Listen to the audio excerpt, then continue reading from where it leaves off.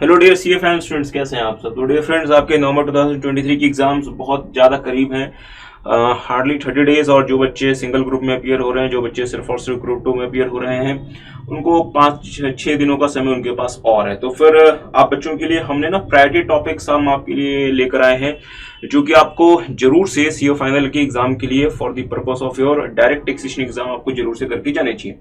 और ये कोई एबीसी एनालिसिस एज सच नहीं है। हमने जितने भी आपके पास मतलब चैप्टर्स हैं, उसमें जो भी मोस्ट इंपॉर्टेंट एरियाज हैं, हमने उनको एक जगह यहाँ पे आपको इकट्ठा करके दिया हुआ है। और इससे जो एक्सपेक्टेड कवरेज है डियर, वो 80 to 85 मार्क्स है। तो इसमें हमने बहुत कुछ कवर किया हुआ है। बट हाँ, जो भी अननेसेसरी पोर्शन या फिर जो पोर्शन ऐसा है जो कि पास्ट का जो कि इंस्टीट्यूट आपके एग्जाम में बिल्कुल नहीं पूछता, हमने उसको यहाँ पे साइड कर दिया है। क्योंकि एग्जाम में ज्यादा समय है नहीं साहब। तो जो भी आपके प्रायोरिटी टॉपिक्स हैं, जो भी आपके मोस्ट इंपॉर्टेंट एरियाज हैं, आपको उन एरियाज पे ज्यादा फोकस करना चाहिए। और हमेशा हमें कोशिश करनी चाहिए कि हम अपना पूरा का पूरा सिलेबस करके जाएं। बट अगर ऐसा नहीं हो पा रहा ड्यू टू सम रीजन, और अगर आपके पास टाइम कम है, तो आपको इन एरियाज में, इन प्रायोरिटी एरियाज में आपको जरूर से फोकस करना चाहिए। अगर आप इन प्रायोरिटी एरियाज में फोकस करेंगे, पास्ट ट्रेंड के हिसाब से हमने कोई लास्ट के 10-12 एग्जाम्स को हमने कंसिडर किया हुआ है, इससे आप इजीली एक्सपेक्ट कर सकते हैं साहब कि 80 to 85 मार्क्स का क्वेश्चन इसमें से आएगा ही आएगा। आगे बढ़ने से पहले एक छोटा सा अनाउंसमेंट है डियर, हमने ना क्वेश्चन बैंक लॉन्च किया हुआ है, अभी बहुत रिसेंटली हमने लॉन्च किया है एक्सक्लूसिवली फॉर नवंबर 2023। हमने ना मई 23 के लिए भी लॉन्च किया था, बट उसको हमने विड्रॉ कर लिया। इसमें हमने बहुत सारे, जो कि हमने एक्सक्लूसिव लॉन्च किया फॉर द नवंबर 2023, इसमें हमने बहुत सारे एडिशनल क्वेश्चंस भी इंकॉर्पोरेट किए हैं। इसमें करीबन 680 के समथिंग इसमें क्वेश्चंस हैं, 680 to 685 समथिंग। तो सर, इतने सारे क्वेश्चंस के एग्जाम के लिए हमें करने पड़ेंगे डियर। आप खुद देख रहे हैं कि जीडी में क्वेश्चंस का में एग्जाम में बिल्कुल नए नए मतलब टाइप के क्वेश्चंस आते हैं। इंस्टीट्यूट कोशिश कर रहा है कि डायरेक्ट टैक्स में आपके repetitive questions as far as possible ना आए। ऑल्दो डायरेक्ट टैक्स में आज भी रिपीटेटिव क्वेश्चंस एग्जाम में आते हैं। तो हमने यहाँ पे इस वाले बुक में आपके पास्ट एग्जाम में जितने भी क्वेश्चंस आए हैं, आरटीपी, एमटीपी, सजेस्टेड आंसर्स, और आपके और इसके अलावा भी बहुत सारे नए नए क्वेश्चंस हमने इस वाले बुक में कवर किए हुए हैं। और इस वाले बुक में, जैसे कि हमने आपको बताया, 680 प्लस क्वेश्चंस हैं। तो आपको ये जो बुक है साहब, this is going to be the one stop solution for all your practice needs for your CA final DT. तो अगर आपको डीटी में अगर प्रैक्टिस करनी है, अगर आपको लगता है कि डीटी में प्रैक्टिस, क्योंकि साहब practice is one of the most important thing for scoring marks in any practical subject. तो डीटी में आपको जितना ज्यादा प्रैक्टिस करेंगे, कॉन्सेप्ट्स आपके उतने ज्यादा क्लियर होंगे, कॉन्फिडेंस आपका उतना ज्यादा हाई होगा, और अकॉर्डिंगली आपके ज्यादा अच्छे मार्क्स आएंगे। तो हमने ये वाली बुक हमने बहुत रिसेंटली हमने लॉन्च की है। पहले हमने अपने उन स्टूडेंट्स को सेंड कर दी जो कि हमारे रजिस्टर्ड स्टूडेंट्स थे, और हमने ये वाली बुक अब अवेलेबल टू सेल अब आपके पास अवेलेबल है। तो सवाल बनता है कि सर, आप इसको कहां से परचेज कर सकते हैं। आपको हमारी वेबसाइट पे आना पड़ेगा, sakidhuriya.com। जैसे आप मेरा नाम सर्च करेंगे, आपको ये वाला कुछ इंटरफेस मिल जाएगा। और इसमें जो पहला जो लिंक है साकिधुरिया क्लासेस, आपको इस पर क्लिक करना है। तो इस तरह की कुछ वेबसाइट ओपन होगी। यहाँ पे ना बुक का टैब है, अगर आप देखेंगे यहाँ पे, तो जैसे आप बुक के टैब में क्लिक करेंगे, यहाँ पे आपको दिखाई पड़ेगा CA-CMA final direct tax question bank. तो ये ना 2 मोड्स में अवेलेबल है। एक तो साहब ये हार्ड कॉपी या फिर फिजिकल कॉपी है, और एक हमने इसका ई वर्जन भी हम इसका लेकर आए हैं। तो फिजिकल कॉपी जो है साहब, ये हमारी इसमें करीबन 485 के आसपास मतलब पेजेस हैं, plus printing cost, plus means courier charges वगैरह, वो सब कुछ मिला के डियर हमने इसको, आप ये कह सकते हैं कि as a no profit no loss basis पे ही हमने इसको रखा हुआ है 600 रुपीज पे। बट अगर आप इसका ई वर्जन लेते हैं, मीन्स आपको इनक्रिप्टेड पीडीएफ फाइल दी जाएगी। अगर आप इसका ई वर्जन लेते हैं, तो ये तो बहुत ज्यादा चीप रेट में हमने रखा हुआ है 250 रुपीज में, दिस इज ओनली रुपीज 250। तो अगर आप चाहें तो आप अपने फोन में या अपने एंड्रॉइड पैड वगैरह में आप इसका बहुत अच्छे से आप इसको यूज कर सकते हैं। This is going to be really helpful. हमने साहब इसमें बहुत ज्यादा टाइम और एफर्ट लगाया इसको बनाने में। सो this is the E version of the book. अगर आप इसको देखेंगे यहाँ पे, तो हमने, क्योंकि अब एग्जाम में भी ज्यादा समय नहीं है, तो ओनली 250 रुपीज। अगर आप देखेंगे तो हमने यहाँ पे सैंपल के कुछ क्वेश्चंस वगैरह भी यहाँ पे दिए हुए हैं, और जैसे कि इसमें बाकी सारी की सारी डिटेल, हाँ इसमें 482 पेजेस हैं इन टोटल, और 680-85 के आसपास क्वेश्चंस हैं इसमें। और इसमें जो है वो एक्सक्लूसिव है, this is for November 2023 exam. चले, तो फिर मार्केटिंग तो बहुत हो गई साहब, अब बात करते हैं मुद्दे की। अब आज का हमारा जो इंपॉर्टेंट एरिया है वो है priority topics, chapter wise priority topics for your November 2023 exam. तो हमने सारे के सारे चैप्टर्स के प्रायोरिटी टॉपिक्स जो कि आपको जरूर से करके जाने चाहिए, उसको हमने आपको एक साथ यहाँ पे कंपाइल करके दिया हुआ है।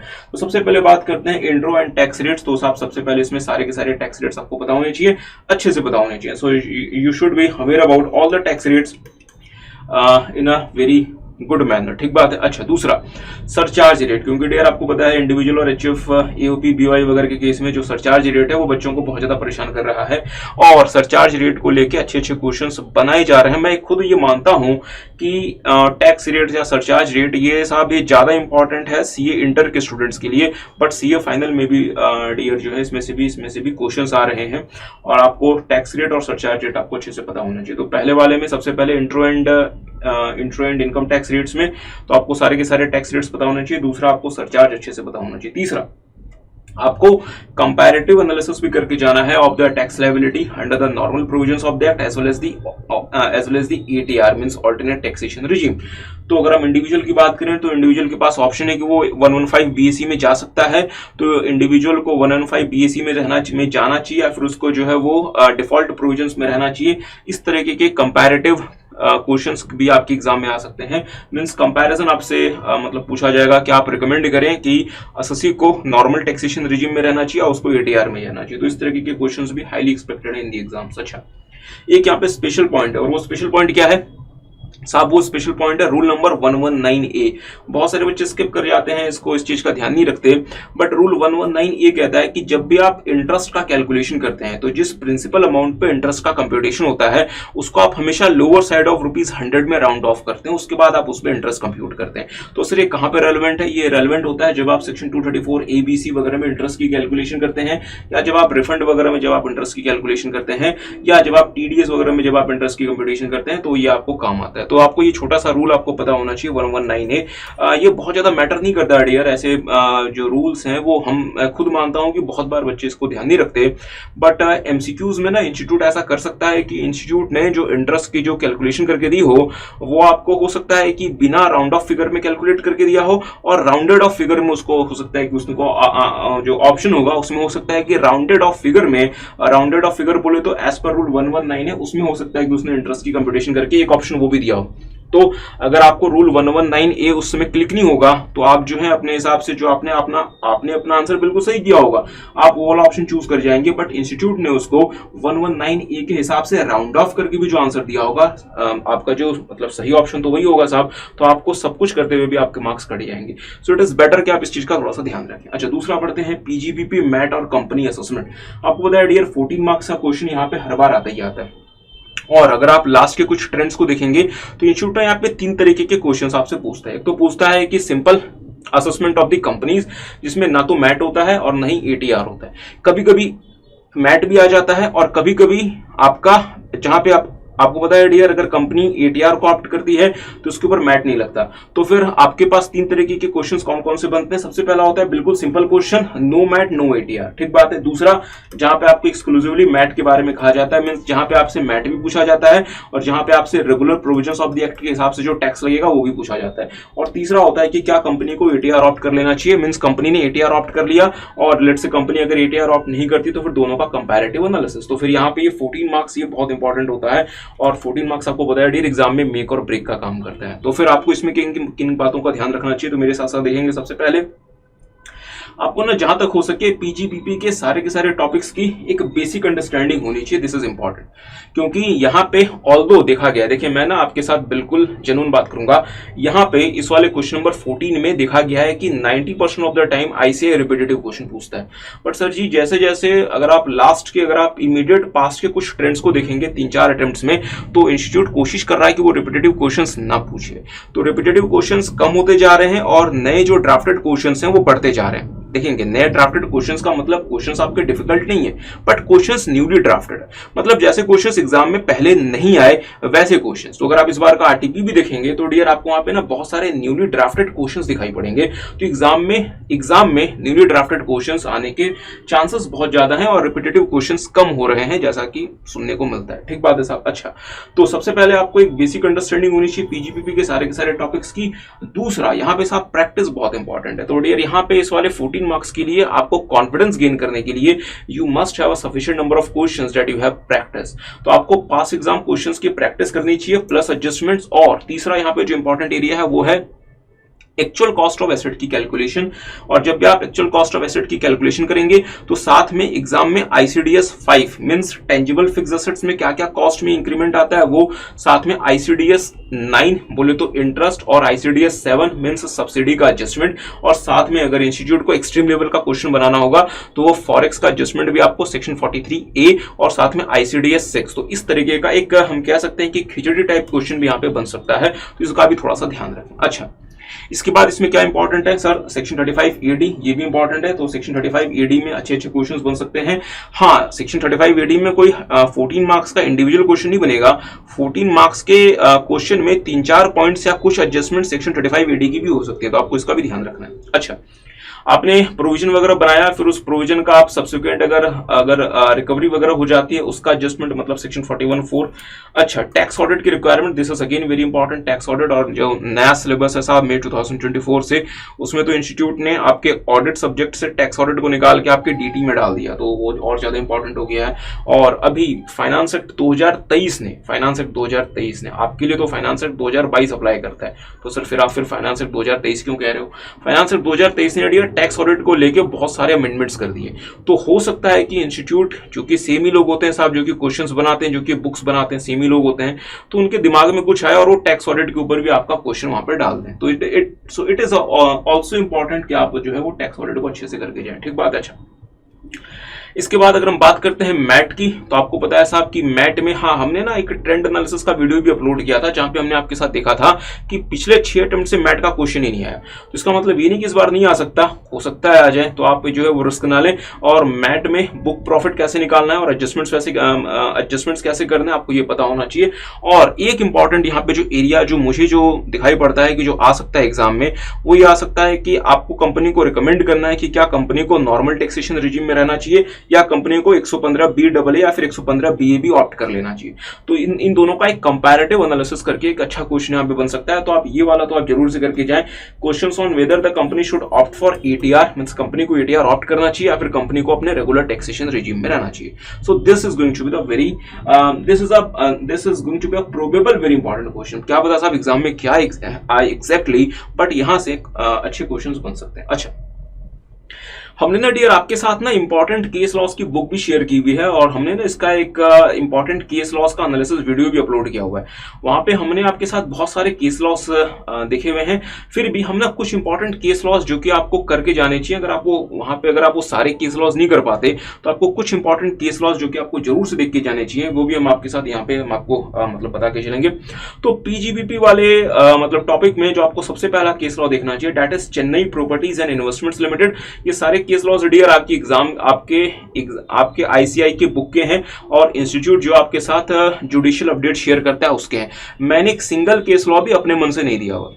जब साहब हमने ना वो 100 केस लॉस की बुक इशू की थी तो बहुत सारे बच्चों ने कहा कि सर आप ना अपनी मनमर्जी से ना अपना अनाप शनाप केस लॉस हमें जो है आप वो मतलब पढ़ाए जा रहे हो। डियर उस बुक में एक सिंगल क्वेश्चन है, इस बुक में एक सिंगल केस लॉ भी ऐसा नहीं था जो कि मैंने खुद से ड्राफ्ट करके दे दिया हो। वो सारे के सारे आपके ICI के स्टडी मैट के थे। कभी अगर आप ICI का स्टडी मटेरियल भूले बिसरे खोल लें तो उसके पीछे में मतलब हर एक मतलब चैप्टर के एंड में आपको केस लॉस आपको वहां पे दिखाई पड़ेंगे और अगर आप उसको काउंट करें ना तो करीबन 115 के आसपास केस लॉस इंस्टीट्यूट ने आपके स्टडी मैट में दिए हुए हैं और जुडिशियल अपडेट्स अलग से आते हैं। तो इसका मतलब इफेक्टिवली ICI ने जो आपको केस लॉस पढ़ने को दिए और साथ में वो तो मतलब चैप्टर के एंड में, चैप्टर के इन बिटवीन भी इंस्टीट्यूट ने बहुत सारे केस लॉस दिए हुए हैं। तो अगर आप सबको काउंट करें, मतलब आप नहीं करना, आपके लिए ये सारी की सारी चीजें हम ही कर लेते हैं, आपको 160+ केस लॉस हैं जो कि ICI ने पढ़ने को दिए हुए हैं। ठीक है साहब। अच्छा, तो PGBP में आपको किन किन केस लॉस पे ज्यादा फोकस करना चाहिए? सबसे पहले साहब चेन्नई प्रॉपर्टीज एंड इन्वेस्टमेंट, दूसरा CIT वर्सेस पोदार सीमेंट,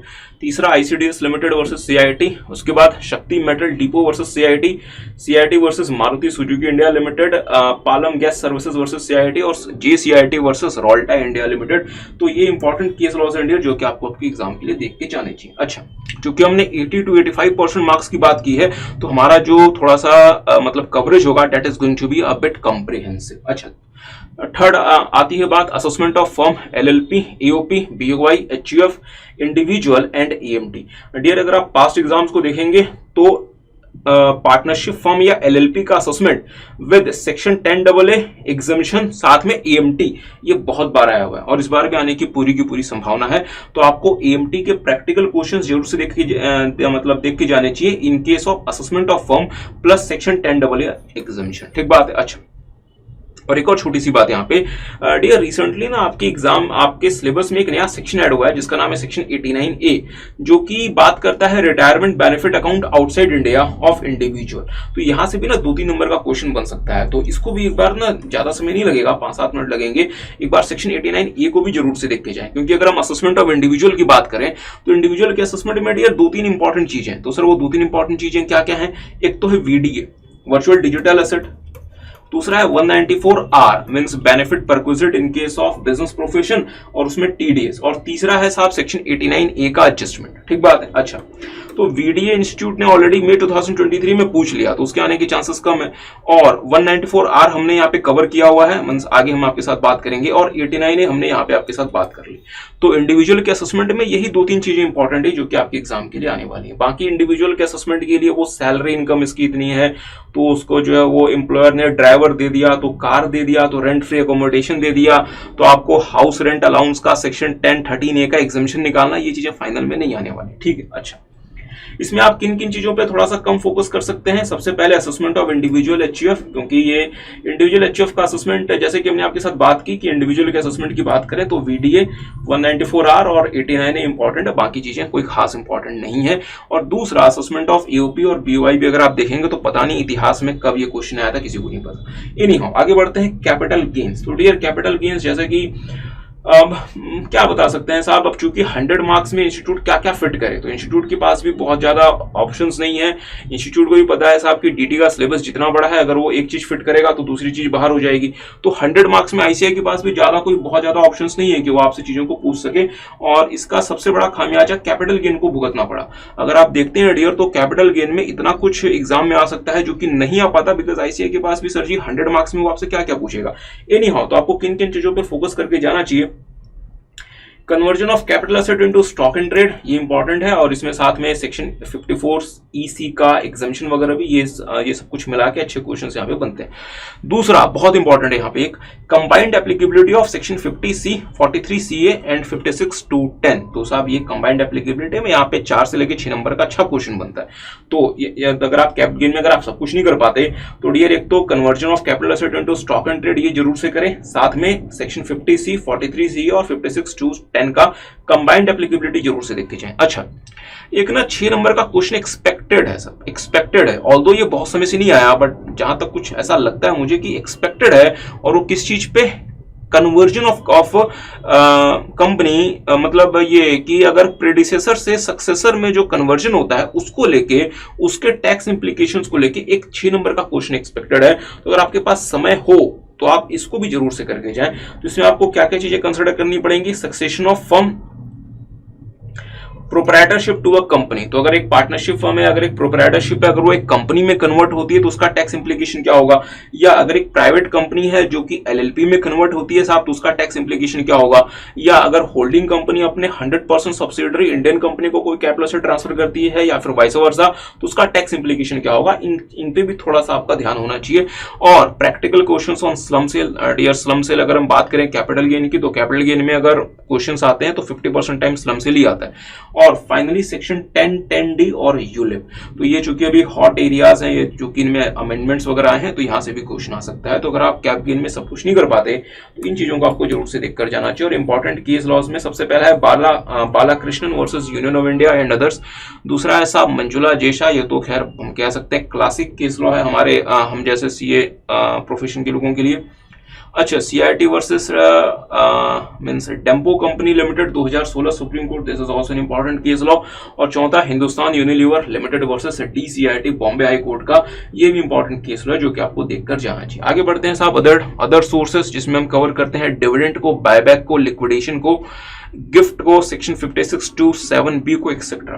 तो यहाँ पे आपको किन किन बातों का ध्यान रखना चाहिए? सबसे पहले आपको सेक्शन 222E जरूर से करके जाना चाहिए, मतलब एक क्लोजली हेल्ड कंपनी अपने किसी शेयर होल्डर को लोन या एडवांस देती है तो उसका इंप्लीकेशन क्या होगा, उसको आप डीम्ड डिविडेंड मान लेते हैं। ठीक है। अच्छा, दूसरा लिक्विडेशन या बायबैक के केस मींस लिक्विडेशन के केस में, कंपनी लिक्विडेशन के केस में साहब आपको पता है दो सेक्शंस की कंबाइंड एप्लीकेबिलिटी होती है, एक होता है 222C और दूसरा है सेक्शन 46। तो इन दोनों की कंबाइंड एप्लीकेबिलिटी में अच्छे क्वेश्चंस बन सकते हैं।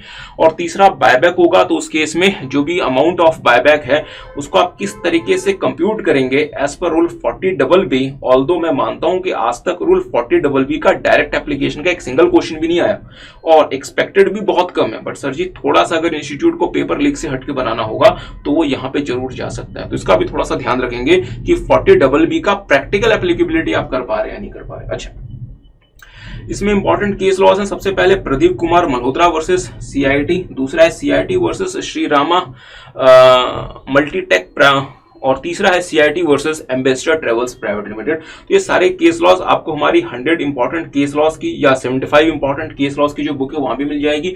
और अगर आपको उन बुक्स की क्या रिक्वायरमेंट, आप ICI का स्टडी मैट भी रेफर कर सकते हैं। ठीक बात है। अच्छा, हाँ नहीं, जिन बच्चों ने हमारी क्लासेस वगैरह ली हैं साहब उनको तो सब कुछ ऑलरेडी हमने अपनी बुक्स में कवर करके दिया हुआ है। आगे बढ़ते हैं, clubbing, set of and carry forward of losses. तो क्लबिंग वगैरह रेडियर बहुत ज्यादा आपके फाइनल के सिलेबस में नहीं आता, बट स्टिल अगर थोड़ा बहुत भी आए तो फिर सबसे पहला इसमें जो आपको टॉपिक देखना चाहिए वो है money gifted by the spouse, invested by other spouse, by the other spouse in business और प्रोफेशन।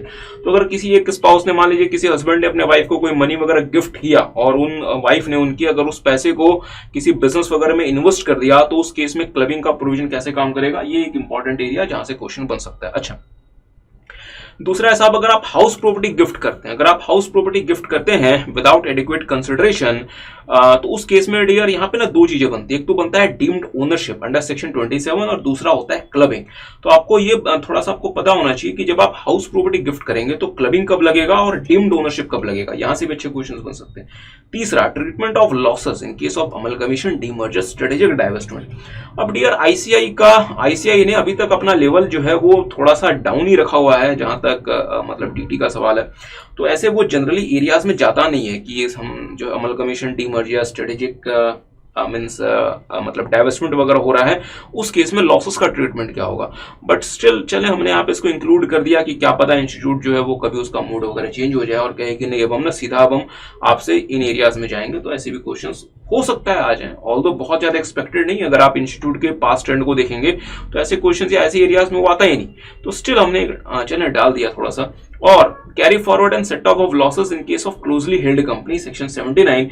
ऑल्दो इसके क्वेश्चंस आपके 2-3 अटेम्प्ट पहले ही आ चुके हैं, फिर भी अगर यहां से इंस्टीट्यूट को अगर कुछ पिक करना होगा तो पिक करने के लिए पहले जो दो आपके मतलब टॉपिक्स हैं कि मनी अगर आपने स्पाउस को गिफ्ट किया, उन्होंने बिजनेस में इन्वेस्ट कर दिया, और दूसरा हाउस प्रॉपर्टी गिफ्ट किया, वो डीम्ड ओनरशिप बनेगा या फिर क्लबिंग बनेगा। ये जनरली इंटर लेवल के टॉपिक्स ज्यादा हैं, तो इंस्टीट्यूट इसको ना फाइनल में कवर करने में थोड़ा सा हेजिटेट करेगा। तीसरा इंपॉर्टेंट एरिया है कि अमलगमेशन हो रहा है, डीमर्जर हो रहा है, स्ट्रेटेजिक डाइवेस्टमेंट हो रहा है, उस केस में लॉसेस का क्या होगा। इंस्टीट्यूट इसको भी कवर करने में थोड़ा सा हेजिटेट करेगा क्योंकि ऐसे क्वेश्चंस या इन एरियाज में जनरली ऐसे नहीं जाता। और इंस्टीट्यूट के पास ऑप्शन क्या बचता है, सेक्शन 79। तो section 79 is one of the most important area in your clubbing, set of and carry forward of losses. अच्छा, इसमें एक इंपॉर्टेंट केस लॉ है साहब और वो है प्रमोद मित्तल वर्सेस CIT। ये एक अच्छा केस लॉ जो कि आपको करके जाना चाहिए। आगे बढ़ते हैं, securitization trust, business trust and investment fund. तो securitization trust, business trust and investment fund. अच्छा,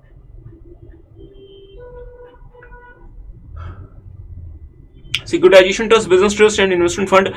dear, securitization trust, business trust और इन्वेस्टमेंट फंड से 6 नंबर का क्वेश्चन जनरली 50% टाइम आ जाता है। तो आपको इन तीनों टॉपिक्स का अच्छे से नॉलेज होना चाहिए। मैं जैसे कि हमने आपको बताया कि क्लबिंग, सेट ऑफ वगैरह में अगर आपके पास समय नहीं है तो आप सिर्फ और सिर्फ सेक्शन 79 पढ़ लें, तो वहां से तो आपका काम उससे भी हो जाएगा। और इवन अगर हमने आपको बताया कि कैप गेन में अगर आप 100% टॉपिक नहीं कवर कर सकते तो आप इन कुछ दिए गए मतलब टॉपिक से भी आपका काम हो जाएगा। But securitization trust, investment fund और बिजनेस ट्रस्ट में 6 नंबर का क्वेश्चन जनरली आ जाता है और 50% टाइम आ जाता है। और इन तीनों में से कौन सा पर्टिकुलर एंटिटी वो कवर करेंगे, या वो हो सकता है कि एक मतलब कंबाइंड एनालिसिस कर दें, इसका नहीं पता। बट हाँ, ये है बहुत इंपॉर्टेंट, तो आपको जरूर से देख के जाना चाहिए। तो मेरे साथ साथ देखेंगे तो इसमें आपको understanding and practical and the means question practice of all the above topics, ये इंपॉर्टेंट है। तो आपको सिक्योरिटाइजेशन ट्रस्ट, बिजनेस ट्रस्ट और इन्वेस्टमेंट फंड तीनों की अंडरस्टैंडिंग होनी चाहिए और इसके प्रैक्टिकल क्वेश्चंस की आपको प्रैक्टिस करके जानी चाहिए। दूसरा सेकंड ये भी इंपॉर्टेंट है साहब कि अगर हम बात करते हैं रिट के केस में, रियल एस्टेट इन्वेस्टमेंट ट्रस्ट के केस में, तो अगर रिट के केस में अगर स्पेशल पर्पस व्हीकल ने जो special purpose vehicle being an Indian company होता है, उसने शिक्षण वो चाहे तो 115 BAA ऑप्ट कर भी सकता, 115 BAA ऑप्ट कर भी सकता और नहीं भी कर सकता है। तो अगर वो 115 BAA ऑप्ट करता है तो उस केस में डिविडेंड का ट्रीटमेंट क्या होगा in the hands of the unit holders of writ, और अगर वो ऑप्ट नहीं करता तो क्या होगा, इसका एक कंबाइंड एनालिसिस आपको पता होना चाहिए। और तीसरा comparative analysis of pass through status of all the above entities. Dear ये भी बहुत इंपॉर्टेंट है, क्योंकि बहुत बार एग्जाम में आईसीआई क्या करता है, वो किसी इन्वेस्टर की बात करता है जिस इन्वेस्टर ने तीनों तरीके की एंटिटीज में इन्वेस्ट किया हुआ होता है। मींस मान लीजिए कि मिस्टर ए ने सिक्योरिटाइजेशन ट्रस्ट में भी पैसा लगाया हुआ है, बिजनेस ट्रस्ट में भी लगाया हुआ है और उन्होंने इन्वेस्टमेंट फंड में भी लगाया हुआ है, और तीनों से उनको पैसे आ रहे हैं। तो सवाल बनता है कि साहब कौन कौन सी इनकम मिस्टर ए के हैंड में टैक्स होगी और कौन कौन सी इनकम इन एंटिटीज के हैंड में मतलब लायबल टू टैक्स होगी। इसका एक कंपैरेटिव एनालिसिस तो आपको ये भी जरूर से करके जाना चाहिए। अच्छा, आगे बढ़ते हैं। Taxation of NGOs, charitable trust, institutions. Dear यहाँ पे हर बार 8 मार्क्स का क्वेश्चन आएगा ही आएगा, और चूंकि पिछले कुछ सालों में, पिछले 3-4 सालों में चैरिटेबल ट्रस्ट के एरियाज में बहुत सारे अमेंडमेंट्स आए हैं, और वो अमेंडमेंट्स इतने ज्यादा हम कह सकते हैं कि 360 डिग्री चेंजेस करने वाले अमेंडमेंट्स हैं कि इंस्टीट्यूट ने पिछले 3-4 साल में अगर आप देखेंगे तो आईसीआई ने आपको चैरिटेबल ट्रस्ट का कॉम्प्रिहेंसिव क्वेश्चन देना ही छोड़ दिया। क्यों? क्योंकि इतने सारे अमेंडमेंट्स हैं डियर कि क्वेश्चंस को ड्राफ्ट करना ही आसान नहीं होता। तो आईसीआई क्या कर रहा है, पिछले बहुत सारे अटेम्प्ट से आईसीआई चैरिटेबल ट्रस्ट का कॉम्प्रिहेंसिव क्वेश्चन नहीं दे रहा, वो इंडिविजुअल टॉपिक्स को कवर करता है या 2 से 3 हम कह सकते हैं एरियाज को एक क्वेश्चन में कवर करके 4 मार्क्स के 2 क्वेश्चंस दे रहा है। तो आप चाहे तो आप कॉम्प्रिहेंसिव क्वेश्चंस को आप इग्नोर भी कर सकते हैं, बट आपको टॉपिक्स का अच्छे से नॉलेज होना चाहिए। मींस कॉन्सेप्ट्स के आपको अच्छे से नॉलेज होनी चाहिए। ठीक बात है। तो आपको किन किन कॉन्सेप्ट्स को अच्छे से कवर करके जाना है? Application of income and accumulation of income, application of income and accumulation of income. और एक्यूमुलेशन आपको पता है साहब, अनकंडीशनल एक्यूमुलेशन भी होती है, सेक्शन 11(2) की भी एप्लीकेशन होती है, मतलब एक्यूमुलेशन होती है, और सेक्शन 11(1)(b) की भी एक्यूमुलेशन होती है। तो आपको ये सब कुछ पता होना चाहिए। अच्छा, कैपिटल गेन अगर अराइज हुआ है तो अगर आप उसको सेक्शन 11(1)(a) के हिसाब से इन्वेस्ट कर देते हैं तो उसको भी हम एप्लीकेशन मान लेते हैं। आपको ये भी पता होना चाहिए। सेक्शन अच्छा, स्पेसिफाइड वायलेशन क्या क्या होता है, और स्पेसिफाइड वायलेशन के केस में कब कब आपका रजिस्ट्रेशन जो है वो मतलब कैंसिल हो सकता है। You should have a proper understanding of specified violation also. अच्छा, application of income for the specified person referred under section 13(3). तो साहब ये तो कहने वाली बात ही नहीं है, ये आपको अच्छे से पता होना चाहिए कि स्पेसिफाइड पर्सन में कौन कौन से लोग हैं, और अगर आप उन लोगों के लिए अगर आप इनकम का एप्लीकेशन करते हैं तो उसका इम्प्लीकेशन क्या होगा, आपको ये पता होना चाहिए। अच्छा, एनोनिमस डोनेशन आपको पता होना चाहिए, सेक्शन 115(BC) और सेक्शन 115(BI) में जो special rate of tax on certain income है, आपको इसके भी बारे में थोड़ी सी नॉलेज होनी चाहिए कि कौन कौन सी इनकम सेक्शन 115(BI) में कवर्ड है। और साथ में आपको प्रैक्टिकल क्वेश्चंस करके जाना है सेक्शन 115(TD) का, जिसको हम कहते हैं tax on the accredited income, जिसको आप एग्जिट टैक्स भी कह सकते हैं। अच्छा, इसमें इंपॉर्टेंट केस लॉस क्या क्या है? 2 बहुत इंपॉर्टेंट केस लॉस है। मैं फिर कहता हूं साहब कि इन केस लॉस के लिए आईसीआई के पास स्कोप ही नहीं, क्योंकि 8 मार्क्स में वो क्या क्या पूछेगा। बट स्टिल अगर केस लॉज यहां से बनते हैं तो 2 इंपॉर्टेंट केस लॉज हैं। एक है ACIT examinations versus Ahmedabad urban development authority, और दूसरा है न्यू नोबेल एजुकेशनल सोसाइटी। और हाँ, ये भी हो सकता है डियर कि आप नवंबर 2023 के लिए एग्जाम में जाएं, और एग्जाम में आईसीआई जो है वो चैरिटेबल ट्रस्ट का क्वेश्चन जो है वो केस लॉ वाले क्वेश्चंस को ही ड्राफ्ट करते हैं। मींस इन दोनों केस लॉस का क्रक्स हो और उसके हिसाब से आपके पास एग्जाम में क्वेश्चन है। तो मैं नहीं चाहता कि ऐसा हो, बिकॉज इसमें फिर आपके लिए सॉल्व करना इजी नहीं होगा। एनी हाउ, बट आपको इन 2 केस लॉस का आपको अच्छे से पता होना चाहिए। अच्छा, बात करते हैं टीडीएस, टीसीएस और एडवांस टैक्स। तो आपको पता है साहब टीडीएस एक बहुत बड़ा पोर्शन है, तो उसमें आप क्या क्या पढ़ेंगे। आपको कुछ स्पेसिफिक टीडीएस के सेक्शंस का अच्छे से पता होना चाहिए जो कि एग्जाम में आपके फ्रिक्वेंटली आते रहते हैं। एक तो 194C आपको पता ही है। अच्छा, 194H, और 194H के साथ साथ एक बहुत इंपॉर्टेंट केस लॉज है Singapore airlines limited versus CIT TDS 2022 supreme court. तो हमने ना इसका एनालिसिस वीडियो भी ऑलरेडी अपलोड किया, तो आप उसको देख सकते हैं। अच्छा, सेक्शन 194I रेंट का टीडीएस आपको पता होना चाहिए। 194IA acquisition of immovable property, 194J professional technical services, 194M अगर इंडिविजुअल या फिर एचयूएफ अगर कुछ स्पेसिफिक पेमेंट करते हैं, 194K के नहीं, that is an basically, 194N cash withdrawal और 194R जिसकी बात मैं पहले भी कर रहा था, बेनिफिट्स और perquisite in respect of business profession. तो आपको ये भी पता होना चाहिए। अच्छा, एक बहुत इंपॉर्टेंट एरिया, और इसमें साहब अब मैं क्या बोलूं, अब डियर फ्रेंड्स, अगर मेरे हाथ में होता पेपर बनाना तो मैं इसको जरूर से कंसिडर करता। Combined applicability of section 194Q, 194O, 206C 1F, 206C 1 और 206C 1H। तो सर आपने इसमें छोड़ा क्या? डियर, इसके ना कंबाइंड एप्लीकेशन के बहुत अच्छे क्वेश्चंस बन सकते हैं। और अगर आप इस बार का आरटीपी देखते हैं नवंबर 2023 का, जिसका एनालिसिस वीडियो हम बहुत जल्दी लेकर आने वाले हैं, यहाँ पे भी इंस्टीट्यूट ने कुछ ऐसा ही किया हुआ है। ऑल्दो जो आरटीपी है उसमें आईसीआई ने 194O और साथ में 194O कवर नहीं किया हुआ, बाकी सब कुछ कवर किया हुआ। अच्छा, मीन्स आपके 4 अलग अलग प्रोविजंस का कंबाइंड एप्लीकेबिलिटी कवर किया, इस बार का आर्टिकल जरूर से देखें। अच्छा, इंटरेस्ट अंडर सेक्शन 201। अब डियर, लास्ट कुछ अटेम्प्ट्स में या लास्ट कुछ फाइनेंशियल ईयर्स में टीडीएस में इतने सारे अमेंडमेंट्स आए और इतने अच्छे अमेंडमेंट्स आए हैं कि जो टीडीएस का जो क्लासिक बेस्ट क्वेश्चन हुआ करता था इंटरेस्ट अंडर सेक्शन 201, वही जो है सर जी वो जो है वो थोड़ा सा डाउनग्रेड में चला गया, क्योंकि इसके कंपैरिजन में और बहुत अच्छे क्वेश्चंस आ चुके हैं, but still old is gold, आपको पता ही है। अच्छा, सेक्शन 206A और सेक्शन 206A और सेक्शन 206AB, इसकी भी आपको एप्लीकेबिलिटी पता होनी चाहिए कि अगर इसे आप कंप्लाई नहीं करते तो बाकी प्रोविजंस में उसका क्या इंपैक्ट आता है। अच्छा, एक टीसीएस की बात करें तो साहब 206C1G, अगर आप फॉरेन रेमिटेंस वगैरह करते हैं तो उस केस में टीसीएस का आपका क्या मैकेनिज्म है, और साथ में चले इंटरेस्ट अंडर सेक्शन 234B और C। किसी जमाने में सर जी यही सबसे इंपॉर्टेंट हुआ करता था, बट अब वो जमाना चला गया। एनीहाउ, इंपॉर्टेंट केस लॉ उसमें क्या है, एक तो हमने आपको बता दिया, एक बहुत इंपॉर्टेंट केस लॉ है जिसका नाम है Singapore airlines limited versus CIT TDS 2022 supreme court. इसके अलावा 3 और इंपॉर्टेंट केस लॉज हैं। एक है साहब CIT versus Eli Lilly and company, दूसरा है श्री चौधरी ट्रांसपोर्ट कंपनी, और तीसरा है CIT versus Ahmedabad stamp vendors association. तो साहब ये 3 और इंपॉर्टेंट केस लॉज है जो कि आपको देखने चाहिए। अच्छा, सेक्शन 10AA और चैप्टर 6A डिडक्शंस। तो आपको बताया डियर, इसमें अगेन बहुत सारे आपको प्रोविजंस दिए गए, आपको वो सब कुछ नहीं करना। इसमें क्या क्या इंपॉर्टेंट एरियाज हैं, एक तो आपको जरूर से देख के जाना चाहिए section 10AA along with the applicability of AMT and firm LLP assessment, जिसके बारे में मैंने आपके साथ थोड़ी देर पहले भी बात की थी। दूसरा ATCCD न्यू पेंशन स्कीम। तो न्यू पेंशन स्कीम में अगर आप इन्वेस्ट करते हैं, अगर आपका एम्प्लॉय इन्वेस्ट करता है, साथ में आप भी कंट्रीब्यूट करते हैं, या अगर आप एक सेल्फ एम्प्लॉयड है, आप खुद से ही इन्वेस्ट करते हैं, तो फिर न्यू पेंशन स्कीम में आपको कौन कौन से डिडक्शंस अलाउड हैं, और साथ में अगर इंडिविजुअल ने 115 BSc ऑप्ट किया है तो फिर सेक्शन 80 कैसे काम करता है, और अगर इंडिविजुअल अगर डिफॉल्ट टैक्सेशन रिजीम में रहता है तो उस केस में 80 मतलब कैसे काम करता है। तो इसका ना एक 2-3 नंबर का एक कंपैरेटिव एनालिसिस का अच्छा क्वेश्चन बन सकता है। ठीक बात है। अच्छा, ATD हेल्थ इंश्योरेंस प्रीमियम, ये भी अक्सर एग्जाम में आ जाता है। ATG अगर आप कोई डोनेशन वगैरह देते हैं उस केस में डिडक्शन का क्या कॉन्सेप्ट है। ATIAC अगर स्टार्टअप कंपनीज की बात करें उस केस में स्टार्टअप कंपनीज को 3 साल तक का एग्जेम्पशन मिलता है, आपको पता है। और ATJJA न्यू एम्प्लॉयमेंट के केस में। तो साहब इसमें ना बहुत कुछ दिया हुआ है, बट वो सारी चीजें अब रेलेवेंट नहीं है। ये इंपॉर्टेंट एरियाज है, अगर आप चाहें तो आप इसको भी अच्छे से करें, you will get the marks, मतलब आप अपना अच्छे से आप एग्जाम दे पाएंगे।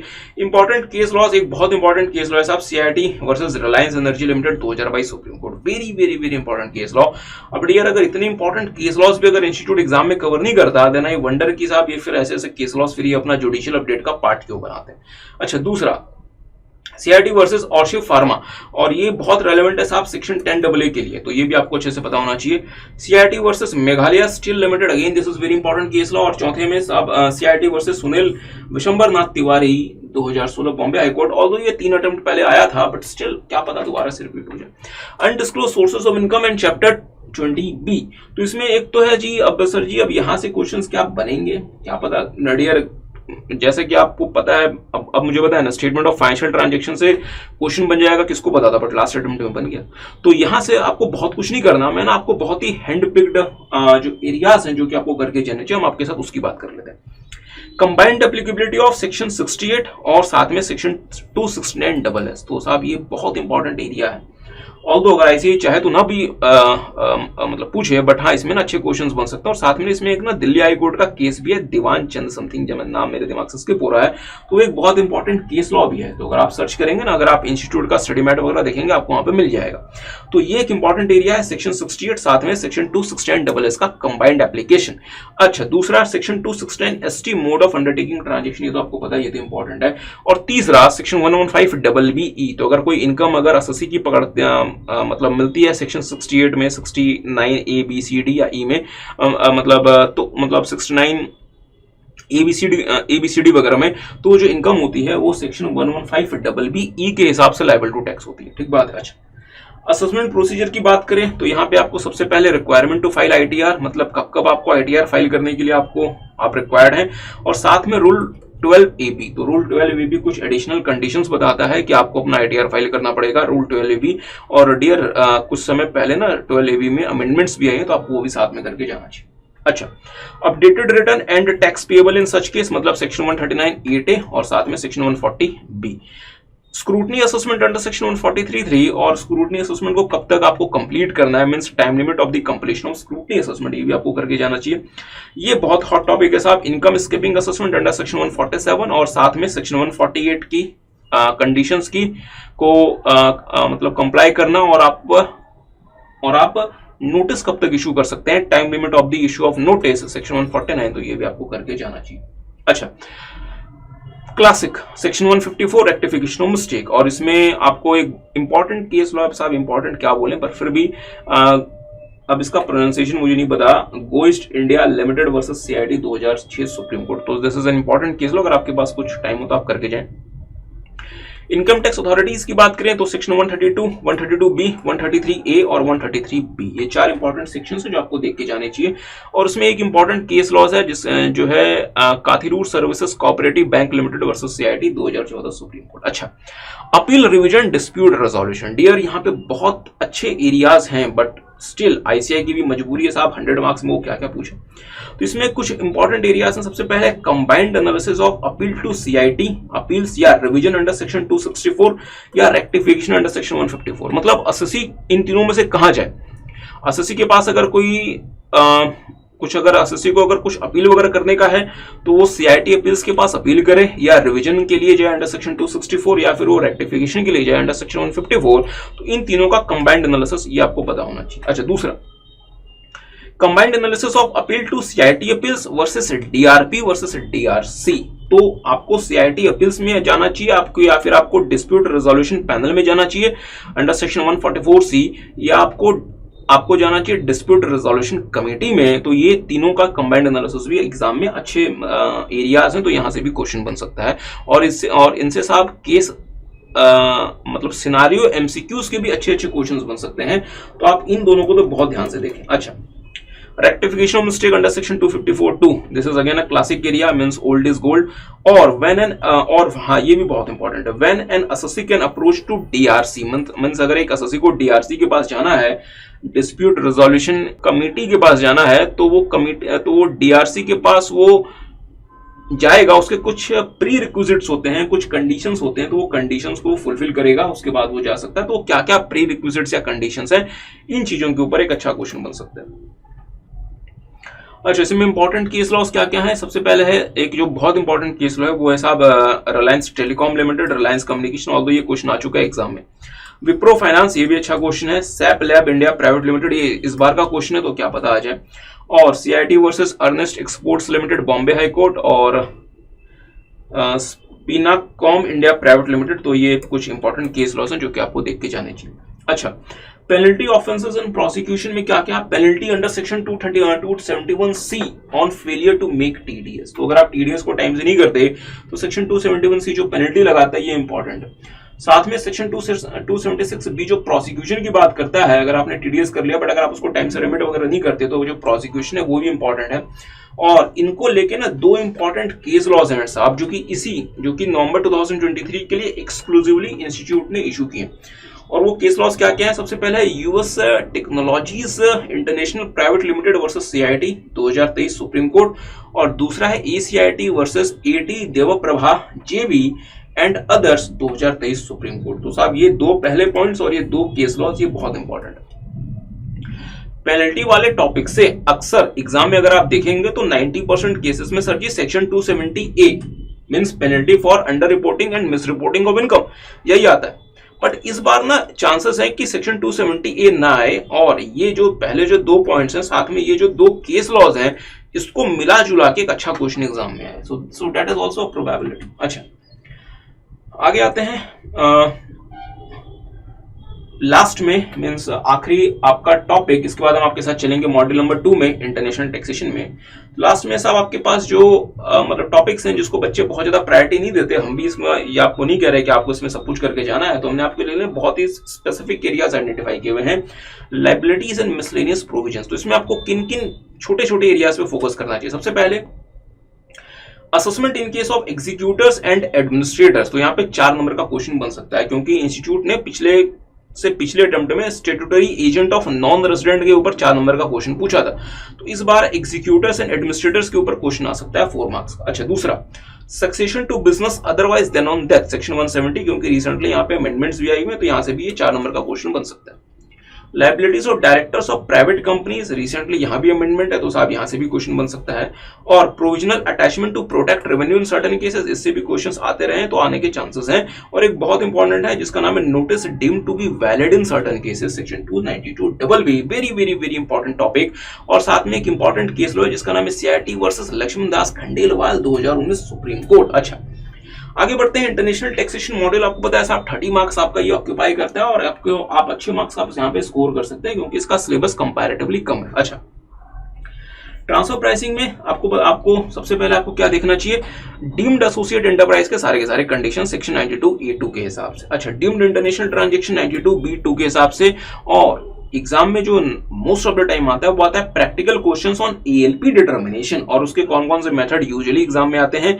एक आता है comparable uncontrolled price method CPM, और साथ में पीएसएम मतलब प्रॉफिट स्प्लिट मेथड। अच्छा multiple year data in range concept. अब डियर मेरा दिल तो नहीं चाह रहा था इसको इंक्लूड करूं, पर पता नहीं मैंने फिर भी यहाँ पे लिख दिया, बट मैंने यहाँ पे बगल में लिख दिया लो चांसेस, इसके बहुत ज्यादा चांसेस नहीं है। स्टिल देयर आर फ्यू हम कह सकते हैं पॉसिबिलिटी, अगर आईसीआई को बिल्कुल ही लीक से हट के अगर पेपर बनाना होगा तो वो मल्टीपल ईयर डेटा और रेंज कॉन्सेप्ट को लेकर आएगा। अच्छा सेकेंडरी एडजस्टमेंट अक्सर ही आता रहता है। CBCR furnishing requirement, although CBCR furnishing requirement के लिए आपके पास कोई प्रॉपर क्वेश्चन आज तक नहीं आया, but again there are few possibility.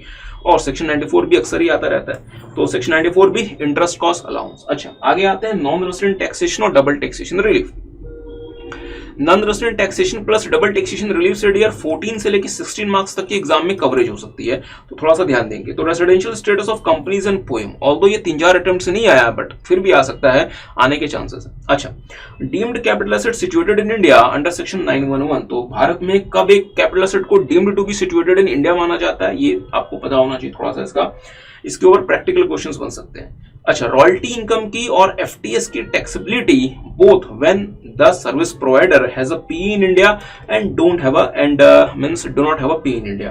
तो जब रॉयल्टी इनकम या एफटीएस इनकम अराइज हो रही है और ये पहला केस हो सकता है कि पी हो और वो सर्विसेज पी से इफेक्टिवली कनेक्टेड हो, तब तो सर जी 44DA लग जाता है। और अगर पी नहीं है या अगर पी है बट वो सर्विसेज उस पी से कनेक्टेड नहीं है तो फिर 115A लग जाता है, तो आपको ये थोड़ा सा पता होना चाहिए। अच्छा एग्जम्प्ट इनकम ऑफ एनआर, तो डियर ये इंपॉर्टेंट है, अक्सर यहाँ से क्वेश्चंस आ जाते हैं कि एनआर ने ये वाली इनकम कमाई क्या, ये तो क्या वो भारत में लायबल टू टैक्स है। अच्छा सेक्शन 115AD, अगेन मैं बहुत ज्यादा होपफुल नहीं हूं कि यहाँ से क्वेश्चंस बनेंगे क्योंकि आईसीआई के पास सर जी 100 मार्क्स में स्कोप ही नहीं है, बट स्टिल यहाँ से ना बेसिक क्वेश्चंस बन सकते हैं, तो आपको 115AD का थोड़ा सा बेसिक नॉलेज होना चाहिए।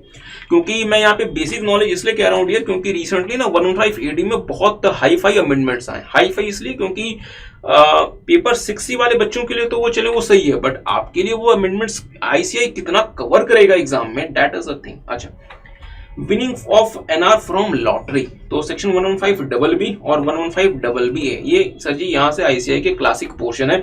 अगर इंस्टीट्यूट को कुछ नहीं समझ में आता कि नॉन रेजिडेंट टैक्सेशन से क्या पूछें तो वो इन दोनों को मिला के क्वेश्चन बना के पूछ लेता है। अच्छा एनआरआई की अगर कोई इनकम, अगर कुछ स्पेसिफिक इनकम है, वो आपकी लायबल टू टैक्स होती है एज पर चैप्टर 12 है, तो ये भी आपको अच्छे से करके जाना चाहिए।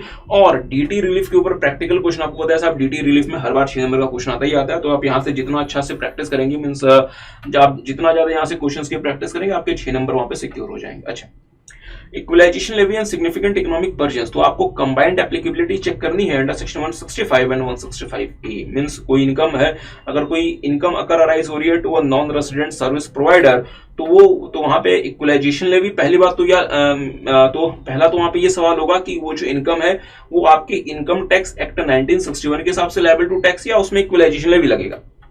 दूसरा सवाल बनता है कि अगर उसमें इक्वलाइजेशन लेवी लगना है तो वो 165 में लगेगा या फिर 165A में लगेगा, क्योंकि डियर जो रीसेंट अमेंडमेंट्स हैं उन्होंने इन दोनों सेक्शंस को बहुत ज्यादा, हम कह सकते हैं कि मतलब क्रिटिकल बना दिया है, तो यहां से अच्छे अच्छे क्वेश्चंस बन सकते हैं। दूसरा, सिग्निफिकेंट इकोनॉमिक बर्जन्स के प्रैक्टिकल क्वेश्चंस ऑल्दो चांसेस कम है, बट आपको पता है साहब लास्ट अटेम्प्ट में इंस्टीट्यूट ने 6 नंबर का पूछ लिया था।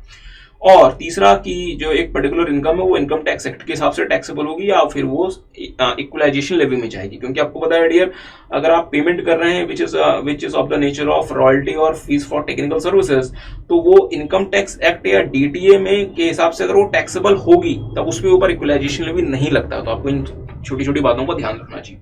अच्छा, लास्ट में OECD BPS action plans, model tax conventions etcetera. अब इसमें सर जी अब डियर इसमें पढ़ने को बहुत कुछ है, बट यहाँ से ना 4 to 5 मार्क्स, मैक्सिमम 6 मार्क्स का यहाँ से आपके एग्जाम में कवरेज आता है। तो आपके क्या क्या इंपॉर्टेंट एरियाज, सबसे पहले action plan to hybrid mismatch, और साथ में यहाँ पे ब्रांच मिसमैच भी है, तो आपको वो भी देख के जाना चाहिए। अच्छा, action plan 6 preventing treaty abuse, और यहाँ पे आपको देखना चाहिए treaty shopping, LOB rule and PPT. और एक्शन प्लान 11 डील करता है मेजरिंग एंड मॉनिटरिंग बीईपीएस। इसमें एक ही क्वेश्चन है जिसका नाम है इंडिकेटर्स ऑफ बीईपीएस, मतलब कब ये माना जाएगा कि बेस इरोजन और प्रॉफिट शिफ्टिंग हो रहा है, उसके कुछ इंडिकेटर्स होते हैं, तो आपको इसका ध्यान रखना चाहिए। अच्छा, एक्शन प्लान 15 मल्टीलेटरल इंस्ट्रूमेंट के कुछ बेसिक क्वेश्चंस, ऑल्दो एग्जाम में नहीं आया बट क्या पता आ जाए। आगे बढ़ते हैं, practical questions on most favoured nation clause. Expected dear 2 से लेके 3 नंबर तक का मोस्ट फेवर्ड नेशन की क्लॉज के ऊपर एक प्रैक्टिकल क्वेश्चन आपके एग्जाम में आ सकता है। ये बहुत इंपॉर्टेंट है। Type breaker rule in case of individual, article 4 के हिसाब से। आर्टिकल 5 अगर हम परमानेंट एस्टैब्लिशमेंट की बात करें तो types of PE, construction PE, service PE and preparation और एक्सिलरी एक्टिविटीज, ये एक अच्छा इसमें से एरियाज हैं जहां से आपका आर्टिकल 5 यहां से कवर हो सकता है। और आर्टिकल 7 की बात करें तो प्रॉफिट अट्रीब्यूटेबल टू पीई, और साथ में सबसे important force of attraction rule. अगर आप इस बार का आरटीपी भी देखेंगे तो इंस्टीट्यूट ने फोर्स ऑफ अट्रैक्शन रूल को ही कवर किया है, और most of the time institute force of attraction rule को ही कवर करता है। पता नहीं इससे इंस्टीट्यूट को कुछ अट्रैक्शन है, तो इसलिए इस फोर्स ऑफ अट्रैक्शन रूल को भी आप जरूर से करके जाएं। और साथ में royalty, article number 12 and it's combined applicability under section 916, और साथ में सुप्रीम कोर्ट का case law in the case of engineering analysis centre of excellence. अब मुझे नहीं लगता साहब कि अब यहां तक इंस्टीट्यूट जाएगा, बट क्या पता अगर आईसीआई को अगेन थोड़ा सा लीक से हट के पेपर बनाना हो तो वो आर्टिकल 12 की रॉयल्टी इनकम प्लस सेक्शन 916 और साथ में सुप्रीम कोर्ट का case law in case of engineering analysis, इसका एक कंबाइंड एनालिसिस करके आपको क्वेश्चन दे सकता है। So that is an important area also. अच्छा, तो डियर अगर आप इतना कुछ कर लेंगे तो आप बोलोगे सर इसमें आपने छोड़ा क्या? डियर हमने बहुत कुछ यहाँ पे छोड़ा हुआ है। अगर आप इतना कर लेंगे डियर, मैं आपको अश्योर कर सकता हूँ कि यहाँ से 80 to 85% मार्क्स यहाँ पे से आपको कवरेज एग्जाम में दिखाई पड़ेगी।